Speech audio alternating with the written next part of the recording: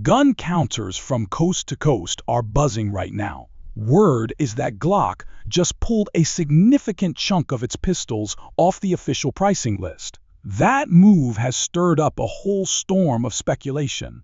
Some folks think Glock is about to phase out half its catalog, while others believe a major reveal is right around the corner. In this video, we're breaking it all down: why certain models are vanishing from the market, whether Glock's clearing space for something revolutionary or simply cutting dead weight. We'll take a close look at which pistols are being discontinued, why calibers like 40 Smith & Wesson, 357 SIG, and 45 Gap are probably on the chopping block, and whether this is all a setup for a next-gen platform that might just shift the whole playing field.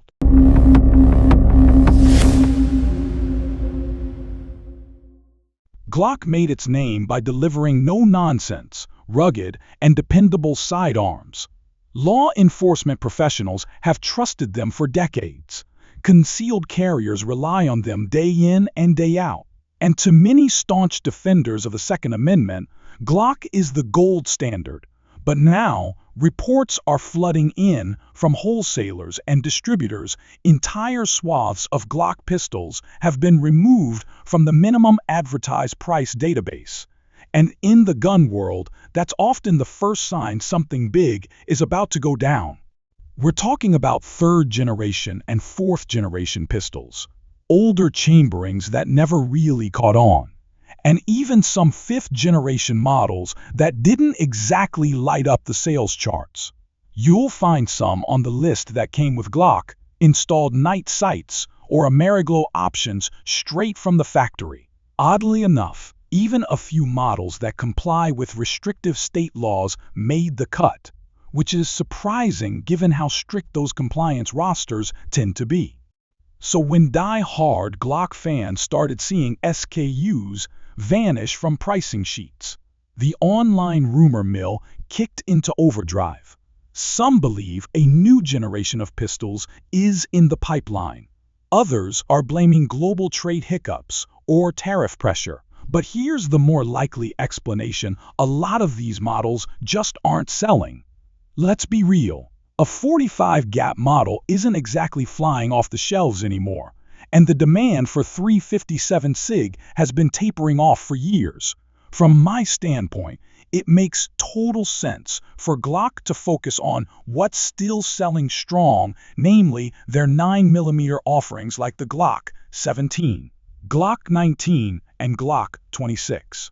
Whether it's for concealed carry, duty use, or professional firearms training, these pistols are still topping the charts. At the end of the day, it's all about market demand, caliber popularity, and what shooters are putting their money toward. Before we go deeper, let me throw out a question. Do you think Glock is prepping to unleash something game-changing? Or are they just cleaning house and streamlining the product line? Plenty of Second Amendment supporters have pointed out that competition's heating up. Brands like Walther, Sig Sauer, and Smith & Wesson are stepping up with striker-fired pistols offering crisper triggers, improved ergonomics, and optics-ready slides all right out of the box. Even budget-minded names like Palmetto State Armory and CAC are putting out serious value.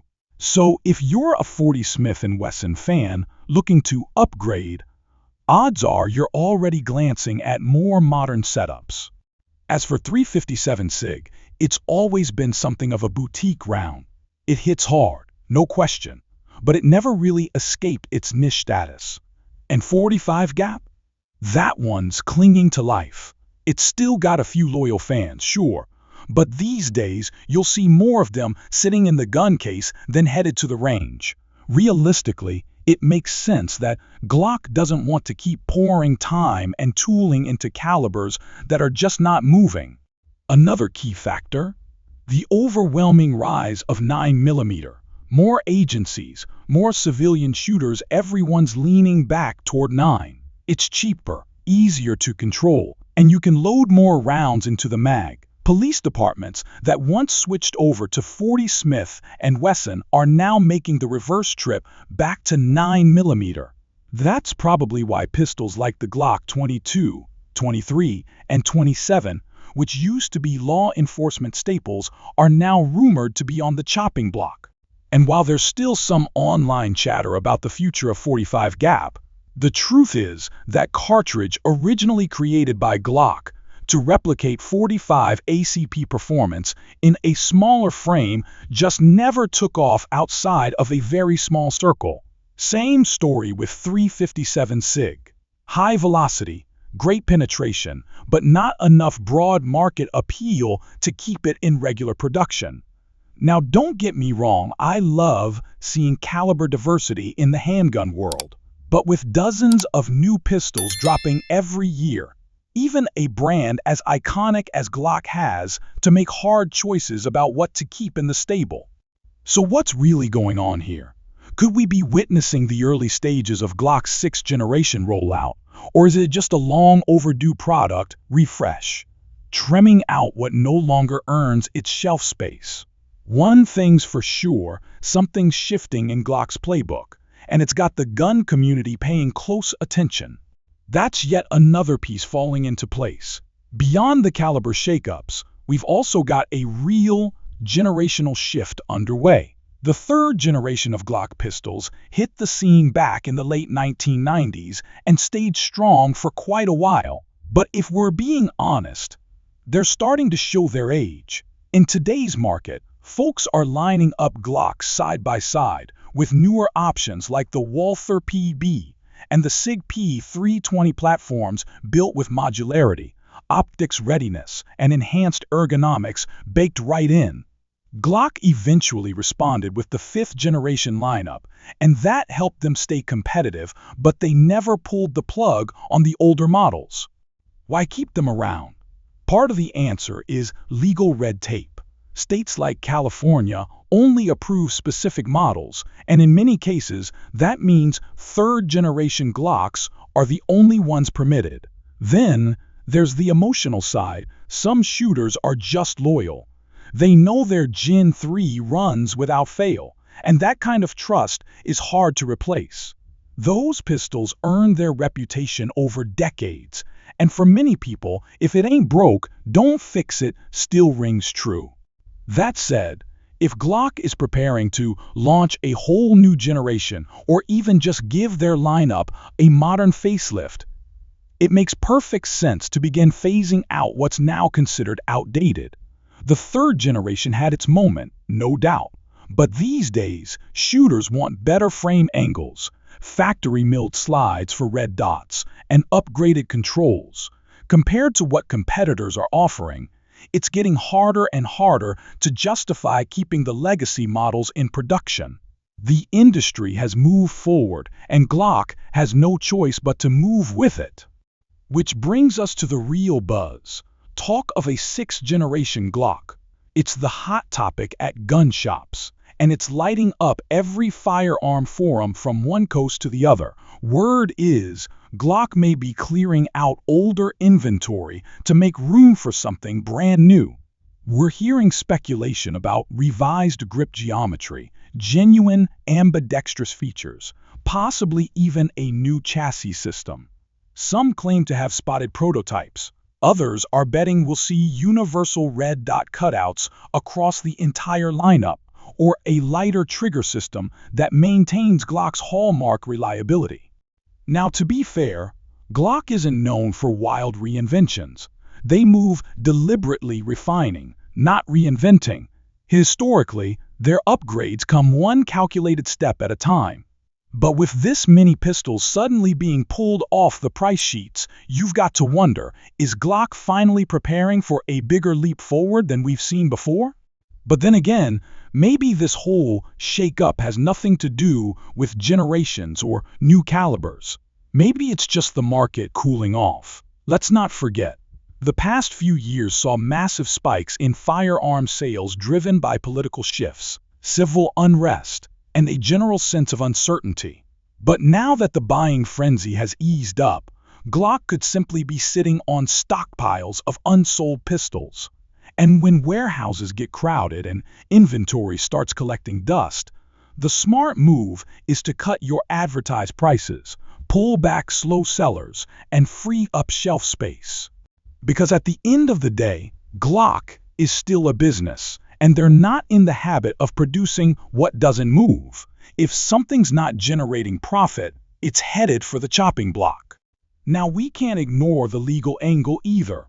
Glock's been hit with lawsuits in places like Baltimore and Chicago, with claims that they didn't do enough to prevent illegal modifications of their firearms. Now, I'm not saying that's the primary driver behind this shakeup, but that kind of pressure can definitely force a company to tighten up operations, refine their catalog, and keep the spotlight off. That said, lawsuits alone aren't enough to kill off any pistol line that's still bringing in money. Let's be real, dollars speak louder than headlines. And if a particular model's still turning a profit, Glock isn't going to scrap it just to stay on the media's good side. Finally, there's another possibility some folks are overlooking: new projects. Glock might be reallocating its energy into uncharted territory, like long guns. Remember that leaked AR pattern rifle? The GR115F. That's not a rumor anymore. Glock confirmed to AmmoLand that the images making the rounds were legit. The platform hasn't officially landed on the civilian side yet, but there's little doubt it's real, and if Glock is pouring serious resources into that rifle, whether for international contracts or domestic law enforcement, something's got to give. Scaling up for a new product line requires space, manpower, and strategic focus. So, it wouldn't be surprising at all if Glock is streamlining its handgun production to make way for the rifle division to take flight. Let's talk about what Glock stands for and whether that still holds up in today's firearms landscape. For decades, the company's name was practically synonymous with reliability: simple, durable, and trusted by those who take the Second Amendment seriously. But let's be honest, the striker-fired, polymer-framed market is a lot more crowded now. Glock no longer dominates that space the way it once did. These days, you walk into any well-stocked gun shop, and you'll see a whole lineup of competitors offering pistols with better out-of-the-box triggers, factory optics, ready slides, and modern ergonomics. If Glock wants to stay in the fight, it might be time to reevaluate how they're shaping their catalog. That means retiring older models that no longer resonate with modern shooters and channeling those production resources into fresh platforms with real appeal. To Glock's credit, they've always protected their brand fiercely. They're not likely to mess with what's still working staples like the Glock 17, Glock 19, Glock 26, and some of the 5th generation most models are still holding the line. But let's be real. Chamberings like 40 Smith & Wesson and 45 Gap are slowing to a crawl. If Glock's pivoting toward doubling down on 9mm or maybe gearing up for that long-rumored rifle platform, it only makes sense to trim away the underperformers. Now, that raises another possibility. What if Glock isn't just clearing shelf space for more of the same? What if they're gearing up to introduce something new? Maybe a refined, large-caliber handgun. Something with updated ergonomics, optics, compatibility, and competitive features designed to go head-to-head with the latest offerings from Sig Sauer, Walther, and Springfield Armory. Whatever the case may be, the models on that leaked list, they're not just fading away, they're likely being phased out to make way for whatever's next in the pipeline. Now let's consider the broader competitive field. While Glock's been playing it safe, other brands have been innovating year after year, and that's got shooters talking. One of the biggest complaints? The trigger. Walther continues to earn high marks for producing crisp, clean breaks straight from the factory. Sig Sauer's P320 has built a devoted fan base with its fully modular chassis, making caliber swaps and grip changes fast and easy. Meanwhile, Glock's strategy has largely been incremental, refining the grip texture here, polishing the barrel there, changing the model number, and calling it progress. That approach worked when they had the market to themselves. But now, The rest of the field is sprinting forward while Glock is jogging in place. If the company keeps spacing out minor updates every half-decade while rivals are dropping next-gen features every single year, they run the risk of falling behind. That said, Glock's legacy wasn't built on flashy upgrades. It was built on reliability. When everything's on the line, shooters still want a pistol that will function every single time without fail. That confidence is what made Glock a household name. And Glock is likely betting that, even in an age of red dots, skeletonized slides, and flat-face triggers, there will always be a core group of shooters who just want something that works no nonsense, no fuss. Still, it's surprising to see so many models pulled all at once, some of which aren't even that old. That signals a deeper shift. Then there's the logistics side of the story. Glock manufactures its pistols in two major hubs, Austria and Georgia. If tariffs or parts delays from overseas are causing hiccups, Glock might be tightening its focus to US-based production. That means older, Austria-made variants, especially ones in less popular chamberings, might be getting cut simply because it makes logistical and financial sense. Focusing on what can be produced locally helps them sidestep import issues, lower costs, and streamline the entire supply chain. So, what's really happening behind the scenes?